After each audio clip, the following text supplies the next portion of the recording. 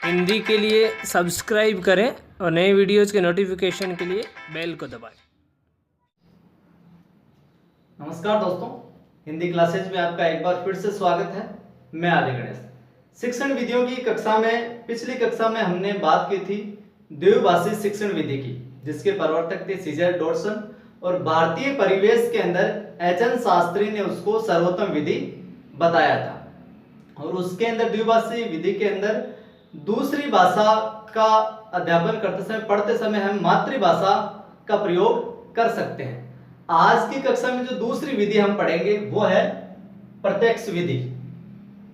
अब सभी अध्यापकों का अलग अलग तरीका होता है किस बालक को किस तरीके से पढ़ाया जाए, अध्यापन करवाया जाए, ये सारी की सारी विधियां हम देखेंगे।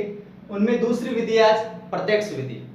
तो प्रत्यक्ष विधि वो होती है दोस्तों जिसके अंदर जो भी पढ़ाया जाता है, जो भी भाषा पढ़ाई जाती है, सिर्फ उसी का प्रयोग किया जाए, किसी अन्य भाषा या मातृभाषा का प्रयोग नहीं किया जाता। प्रत्यक्ष विधि वह होती है जिसमें जिस भाषा का अध्यापन करवाया जाता है, जो पाठ्य सामग्री होती है, केवल उसी का प्रयोग किया जाता है, अन्य किसी भाषा या यूं कहें कि मातृभाषा का प्रयोग नहीं किया जाता, वो है प्रत्यक्ष विधि। और इस प्रत्यक्ष विधि को हम निर्बाध विधि, स्वतंत्र विधि, अबाधित विधि और प्रभावी विधि, इन नामों से भी जाना जाता है इसको। तो प्रत्यक्ष विधि के अगर यहाँ पर आपके नाम आ जाए निर्बाध विधि, स्वतंत्र विधि, अबाधित और प्रभावी, तो आप उसको प्रत्यक्ष विधि समझें। इसके प्रवर्तक की बात करें कि सबसे पहले इसका प्रयोग किसने किया था, तो 1901 के अंदर फ्रांस राष्ट्र में श्री गोइन महोदय नाम के हुए हैं, उन्होंने इसका प्रत्यक्ष विधि का सर्वप्रथम प्रयोग किया था। 1901 में फ्रांस के अंदर गोइन महोदय ने। अब इसके हम लक्षण देख लेते हैं कि क्या क्या बातें प्रत्यक्ष विधि के अंदर समाहित की जाती है और क्या क्या प्रश्न बन सकते हैं।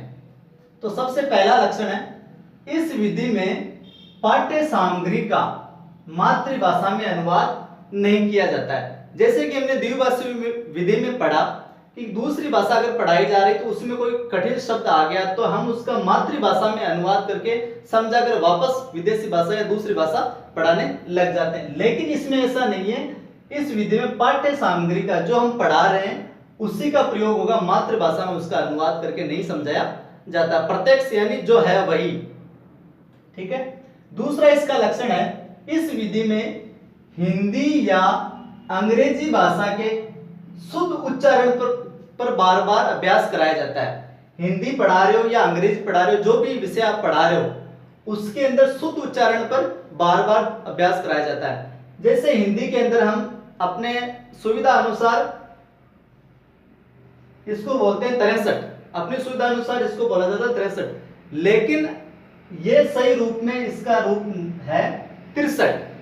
तो इसके अंदर इसका बार बार अभ्यास करवाया जाएगा अध्यापक के द्वारा 63 63 63। तो जो बालक है अध्यापक का अनुकरण करते हुए, अध्यापक को सुनते हुए उसी का बार बार वाचन करेंगे 63 63। तो इस तरीके से शुद्ध उच्चारण का बार बार अभ्यास कराया जाता है। जैसे अंग्रेजी पढ़ा रहा तो कोई करेक्ट बोलता है तो करेक्ट नहीं होता, वो सही होता है, उसका सही शुद्ध उच्चारण होता है करेक्ट करेक्ट। तो ठीक है, इस तरीके से शुद्ध उच्चारण का बार बार अभ्यास करवाया जाता है प्रत्यक्ष विधि में। अगला लक्षण देखते हैं, इस विधि का जो सूत्रपात है वो तो पाश्चात्य देशों में हुआ, लेकिन भारतीय परिवेश के अंदर भारत में जो अपनाने का श्रेय जाता है तो बंगाल में श्री टिपिंग महोदय को और बंबई में फ्रेजर महोदय को इस पद्धति का अपनाने का श्रेय दिया जाता है। बंगाल में तो आगे अपने श्री टिपिंग महोदय और बंबई में फ्रेजर महोदय, इनको इस पद्धति को अपनाने का श्रेय दिया जाता है। यह भी ध्यान रखें, पूछ लिया जाता है कि बंगाल में प्रत्यक्ष विधि को अपनाने का श्रेय किसे दिया जाता है या लागू करने का श्रेय, प्रयोग में लिए जाने का श्रेय किसे दिया जाता है, तो टिपिंग महोदय और बंबई में आ जाएगा फ्रेजर महोदय।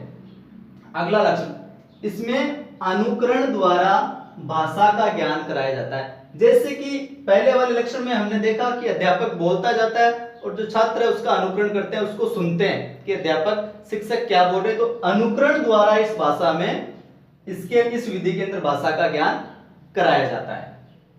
अगला लक्षण, इसमें केवल वार्तालाप व मौखिक कार्य पर बल दिया जाता है। इस विधि के अंदर केवल वार्तालाप और मौखिक कार्य पर ही बल दिया जाता है। अध्यापक बोल रहा है, बच्चे सुन रहे हैं और उनके बीच में ही वार्तालाप हो रही है। व्याकरण की अवहेलना की जाती है।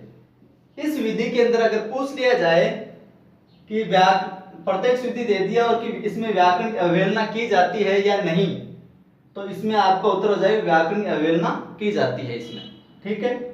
और मातृभाषा की उपेक्षा की जाती है। जैसा कि प्रत्यक्ष विधि हमने शुरुआत करते ही हमने कह दिया कि दूसरी भाषा या मातृभाषा का प्रयोग इसमें किया नहीं जाता, तो सीधा ही हो गया मातृभाषा की उपेक्षा इसमें की जाती है या अवहेलना की जाती है।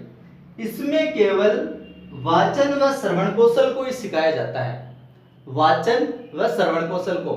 जैसे यहाँ पर बोलेगी 63, तो बच्चे बोलेंगे 63, अध्यापक बोल रहा है 63 वाचन कर रहा है और बच्चे जो सुन रहे हैं सुनकर वापस उसका अनुकरण करते हुए 63 बोल रहे। तो इसमें केवल वाचन और श्रवण कौशल का ही सिखाया जाता है, पठन और लेखन कौशल की इसमें अवहेलना की जाती है, या यूं कहें कि पठन और लेखन कौशल को महत्व नहीं दिया जाता है। और कई दोस्तों ने बोला कि सर एक दिन में 2 विधि करवा दीजिए। तो मेरा ऐसा सोचना है कि अगर एक विधि का एक ही वीडियो बनाएंगे तो जो देखने वाले हैं उनको जो विधि पढ़नी है सीधी वही विधि उनको मिल जाएगी, ढूंढने में ज्यादा परेशानी नहीं होगी, इसलिए एक विधि का एक ही वीडियो बनाएंगे। तो दोस्तों ये हो गई आज की प्रत्यक्ष विधि। अगर आपको हमारी कक्षाएं पसंद आती है तो ज्यादा से ज्यादा मित्रों को चैनल से जोड़ें ताकि सभी की निःशुल्क मदद हो सके। धन्यवाद दोस्तों, फिर मिलते हैं अगली कक्षा में एक नई विधि के साथ।